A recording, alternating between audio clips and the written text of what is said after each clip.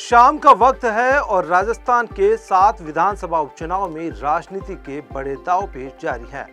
कौन सी पार्टी रहेगी आगे और किसकी किस्मत में होगी हार?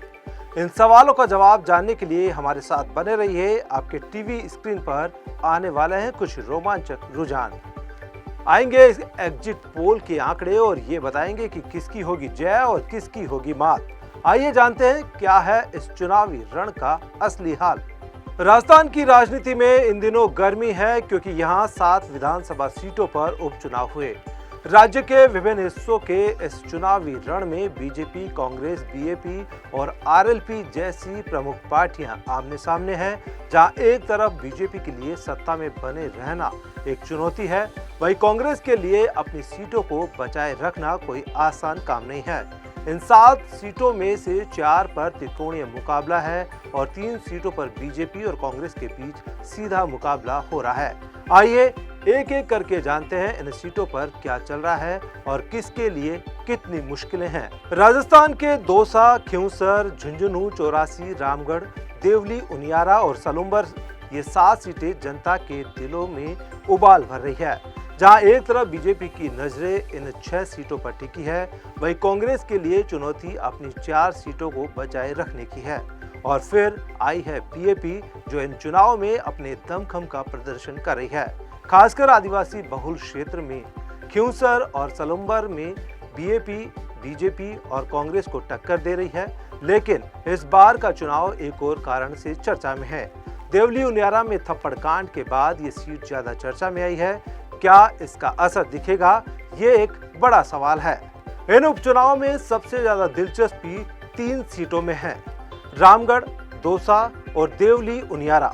इन सीटों पर बीजेपी और कांग्रेस के बीच सीधा मुकाबला हो रहा है, लेकिन देवली उनियारा में एक दिलचस्प मोड़ आया है।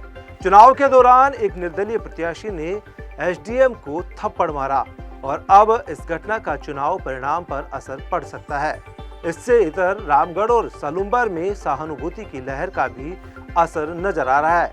दोनों ही सीटों पर चुनावी मैदान में दिवंगत विधायकों के परिजन हैं।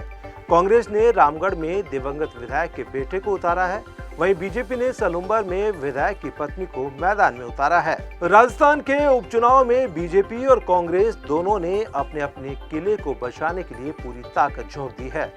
बीजेपी के लिए ये चुनाव एक अग्नि परीक्षा से कम नहीं है, क्योंकि सूबे की सत्ता संभालने के बाद यह उनका पहला उपचुनाव है। मुख्यमंत्री भजनलाल शर्मा और पार्टी अध्यक्ष मदन राठौड़ के लिए यह चुनाव प्रतिष्ठा का सवाल बन चुका है। वहीं कांग्रेस के पास पहले से 4 सीटें थी, जिनको बचाए रखना उनके लिए एक बड़ी चुनौती बन चुका है। वोटरों की प्रतिक्रियाएं भी चुनावी माहौल को प्रभावित कर रही है। राजस्थान में इन उपचुनाव का नतीजा न सिर्फ पार्टी की जीत हार तय करेगा, बल्कि ये संकेत भी देगा कि राज्य की जनता 2024 में किसके पक्ष में खड़ी है। क्या बीजेपी का दम दिखेगा या फिर कांग्रेस अपनी पकड़ बनाए रखेगी? इन चुनावी लड़ाइयों के बीच एक बात तो साफ है, जो भी पार्टी इन 7 सीटों पर बाजी मारेगी, उसे जनता के दिलों में अपनी जगह बनाए रखने का एक बड़ा मौका मिलेगा। लेकिन किसकी होगी जीत और किसकी होगी हार, ये तो हमें एग्जिट पोल के आंकड़े ही बताएंगे। और अब जैसे कि कहते हैं, राजनीति का कदरदान होता है केवल वही जो जनता की नब्ज पकड़कर अपनी राह बनाता है। हर चुनावी रण में यही सच होता है, जो जीतता है वो हमेशा जनता से सच्चा होता है। इन उपचुनाव की राजनीति का परिणाम बहुत कुछ तय करने वाला होगा, लेकिन एक बात साफ है, जो भी जीतेगा उसे जनता के विश्वास का सम्मान करना होगा। राजनीति के इस संघर्ष में जो सच्चा होता है वही जनता का असली प्रतिनिधि बनता है। अब हम सभी को ये देखना है कि किसकी होगी जीत और किसकी होगी हार।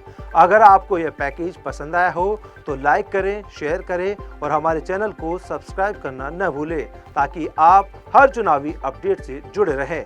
साथ ही राजनीति का असली मतलब है जन सेवा और समाज का भला करना।